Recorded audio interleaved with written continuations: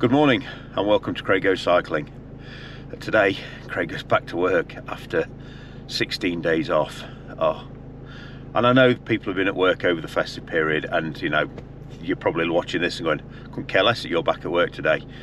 We've been working all holidays. But when you've been off for like 15-16 days, it's a tough one to get back in your car and go back to work at this time in the morning, especially when the temperature is below freezing and your car was all frozen up. So at least I've got heated front windscreen, so that's, you know, that's only taken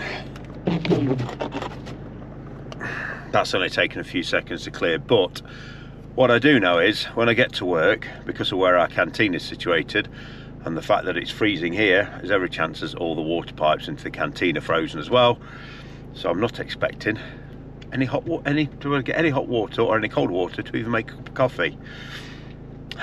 Oh well, wish me luck when I get there. The moment of truth, we're at work. Have we got running water? I hope so.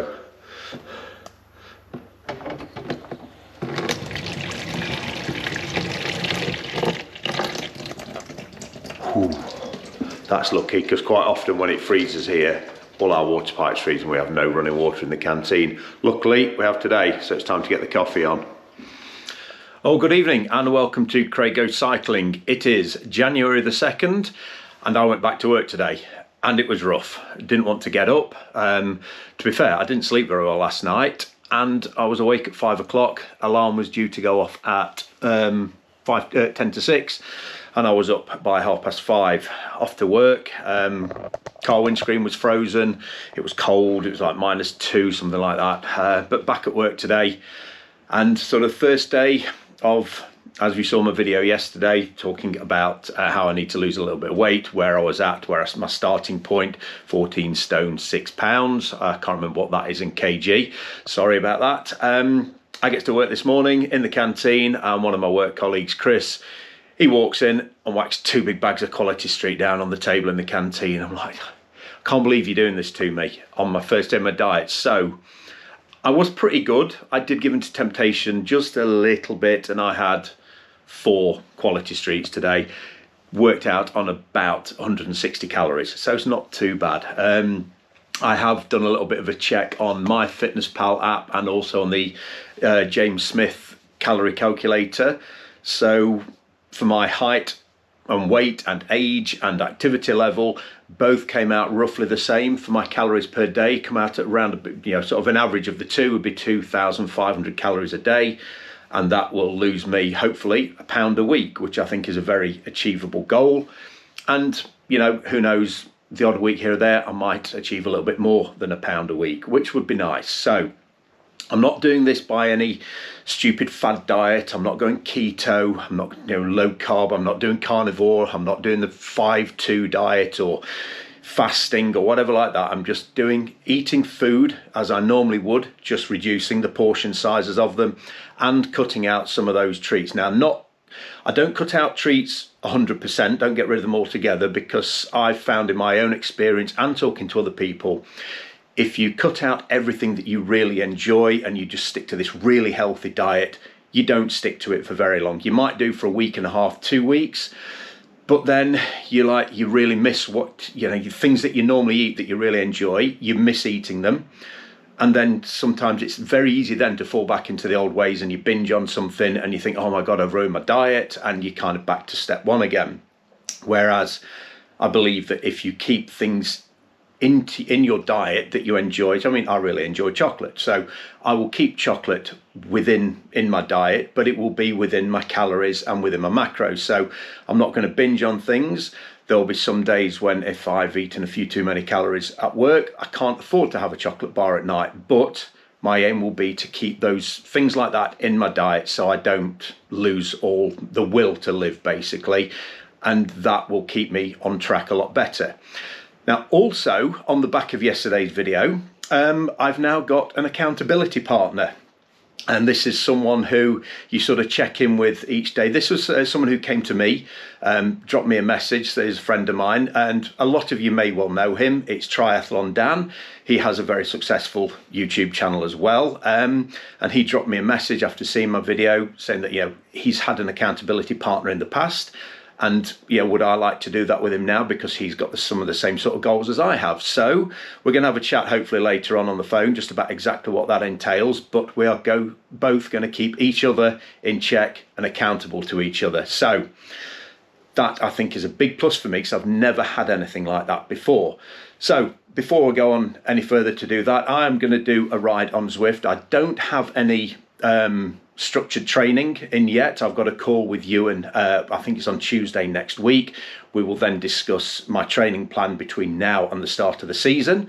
But for now, for the next few days, it's pitch black outside, it's cold, so I'm going to jump on Zwift. Just going to do a ride just for an hour, sort of try and get 20 odd miles in, something like that, just to keep the legs ticking over. And then, yeah, I'll have a little chat with Triathlon Dan, or Daniel Ward, later on, and we'll see how that goes and what it's going to be like having an accountability partner. So, right, I'll jump on Zwift now, and I'll have a chat with Dan later. All right, catch you in a bit.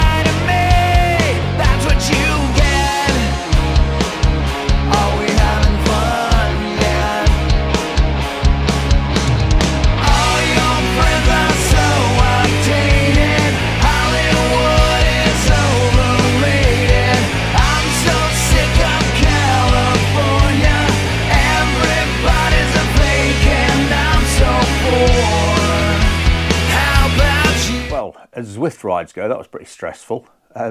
Started out pretty easy, not the ride itself, I mean just setting Zwift up on my computer, and then for some reason when I unplugged the HDMI from one monitor so I could watch television on my monitor underneath, the one I use for Zwift, all the screens went blank and wouldn't do anything, and it took me about 40 minutes to turn stuff off, reboot it, turn off, reboot it, off, reboot it before anything worked. Zwift didn't want to load up. Netflix, because I was going to watch an episode of Lilyhammer. Netflix, the internet opened up, Netflix opened up, but as soon as I pressed play, the audio was there, but the screen was black. And so I was just getting stressed and I was getting really annoyed. And what should have been just a gentle sort of 55 minute leg spinner turned into a bit of an effort, because I needed to get rid of some anger. I was a little bit annoyed, to say the least, but it was a good session. Yeah, when I sort of realised that the distance of it and the elevation was roughly the distance and elevation for a crit race at Darley Moor, sort of, if one took like 45 to 50 minutes. It was a little bit longer, maybe sort of a lap and a half longer than it would have been at Darley Moor. So after about 4 or 5 minutes in, when I realised that, I thought, okay, let's try and sort of pace this as though I'm going to put in an effort as though I was in a race. And there's a sprint at the end of it as well, and I thought I'd use that just as a little test to see how I felt. I felt pretty good, actually. I don't know how well it's going to stand me in stead for how the season's going to be in Cat 3, but if I was still in Cat 4, it might have been quite a good test. But yeah, I think Cat 3 obviously is going to be a little bit more difficult, but that was a good session to do, just to let me sort of know how I feel on a 45 to 50 minute race with a sprint at the end. So yeah, it was enjoyable, that. I did ring Dan, Triathlon Dan, regarding the accountability partnering, but he's over at UK Bike Fit with other Dan at the moment, so no doubt they're spending the evening winding each other up, and hopefully I will catch Triathlon Dan tomorrow at some point. So another thing that I was going to mention regarding my diet and how I know when I've not been doing too well and when I've been eating foods that I shouldn't have been doing and falling back into my old ways, is I don't know if anyone else has tinnitus, but I developed tinnitus in 2017. And when I started cycling in 2020, I realised as I was getting fitter, healthier, and not as overweight, I was finding that the tinnitus, it went from sort of a really annoying noise up here every single day pretty much, and it reduced down by, I would say, a good sort of I don't know, 50 to 60%, to the point where a lot of days I don't hear it unless I'm sitting in a perfectly quiet room. So today I've kind of, well, I say today, but the last week and a half, 2 weeks since I sort of broke up for Christmas, and then my diet got a little bit worse. My tinnitus did get worse, and I've noticed it most days during the Christmas holiday. I've found by trial and error with different foods what affects me more. And I found like high salt content foods really makes my tinnitus ring. So when I first developed tinnitus, I could be having a quiet day where I could barely hear it. I'd eat a packet of ready salted crisps. I wouldn't even have to eat the whole pack, maybe just 2 or 3 crisps.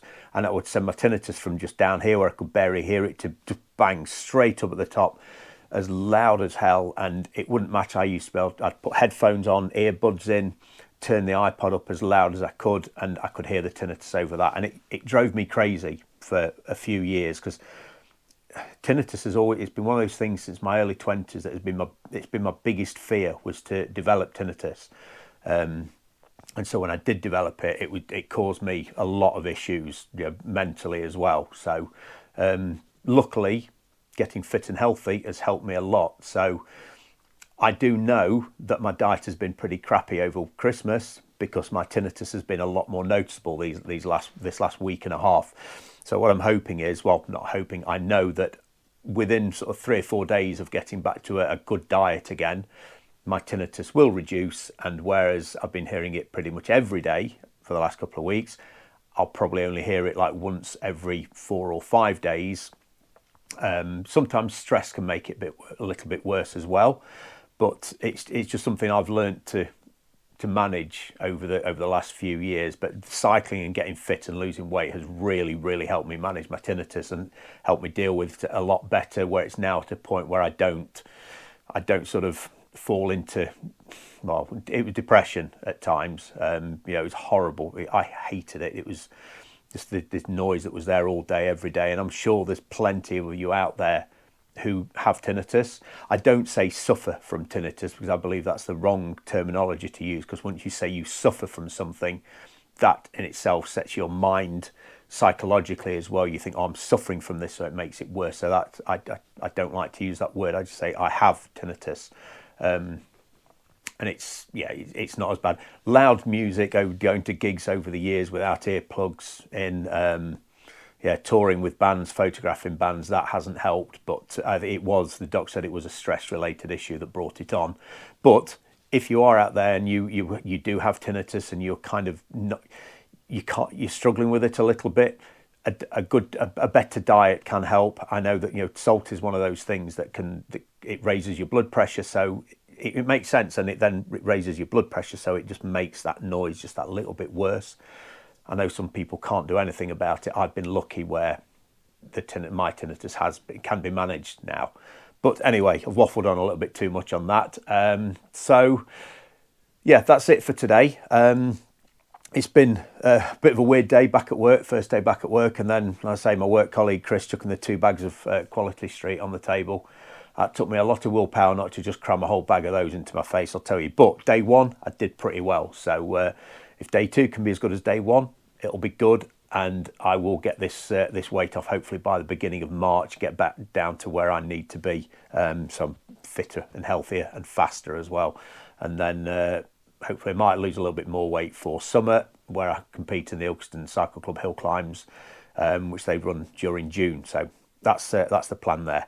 So anyway, that's it for today's video. I will catch you on another video at some point soon, hopefully in the next couple of days. I've had a look at the weather for Saturday morning for going out for a ride. It's not going to rain, it's going to be sunny, but it says it's 0 degrees and it will feel like -2, -3. So the road should be dry, so hopefully I'll get out on Saturday morning, and hopefully by the time I do another video, I'll have spoken to Dan, and we'll have a little bit more idea of how this accountability partnership thing is going to work. So look forward to speaking to you again soon. And if, like I said before, like and subscribe the videos, and if you're out on your bike, please take care, always get home safe. All right, take care everyone, see you later.